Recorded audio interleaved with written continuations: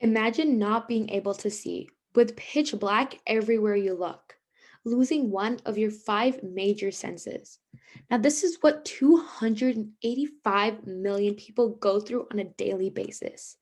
285 million people across the globe are visually impaired, and out of this, 39 million people are legally blind.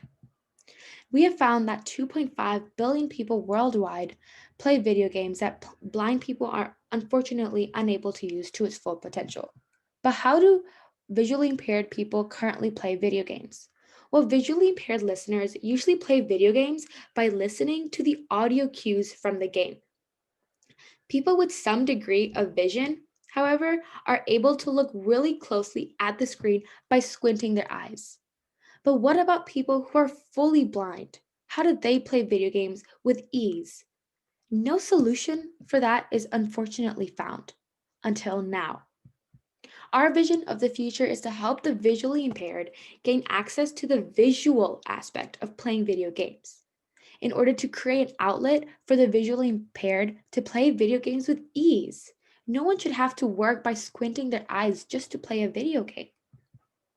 Using an implanted BCI with added software and hardware in order to provide an enhanced visual experience of virtual reality, as seen in the diagram shown. This is done by sending electrical pulses into the visual cortex and also records input and provides feedback in the game, such as how you're doing, whether you're doing well, and what changes you can do to create a better gameplay for yourself. Now, this is based on the Orion device with extra hardware and software to make it more effective. As you can see on the side of the head, the input goes into from the device into your head. And in the back of the head, electrical signals are sent into the visual cortex in order to create a form of a vision of how the gameplay looks like. Now, this is done by neurofeedback. Neurofeedback allows us to rethink and reprogram our brain. Using the right tools and technique, it can also improve our mind body connection. It reconnects our body and your emotions, and it also stabilizes your brain. Neurofeedback uses technology to read brainwaves and gives the brain feedback so it can regulate itself, providing a more better gameplay. However, unfortunately, there are many setbacks into this idea of helping the visually impaired play video games. First up is clinical validation. Clinics need to verify whether this would positively impact the patients that are using this technology. We need to make sure that these concepts can help the individual in real life and have a long lasting consequence on the user.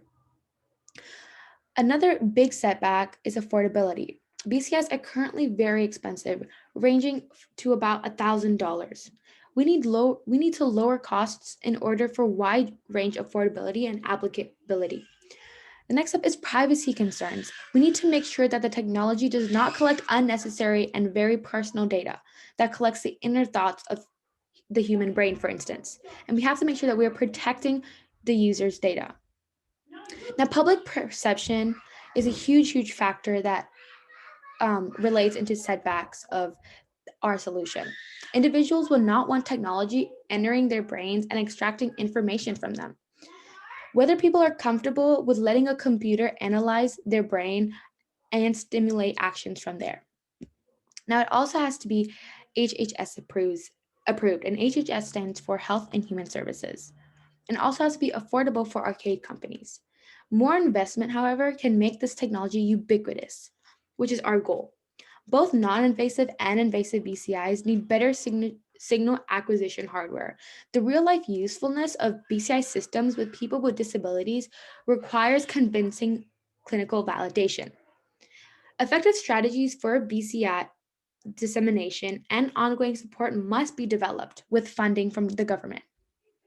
And perhaps one of the most important factors is if non invasive or invasive BCIs are to be widely used for anything, then more than just the basic communication functions, and maybe even outside of just playing video games, their reliability must be significantly more improved and enhanced. But all in all, BCIs enable huge potentials in the commercial industry, especially solving a huge fundamental problem that 285 million people, I'll just repeat that, face on a daily basis. Thank you.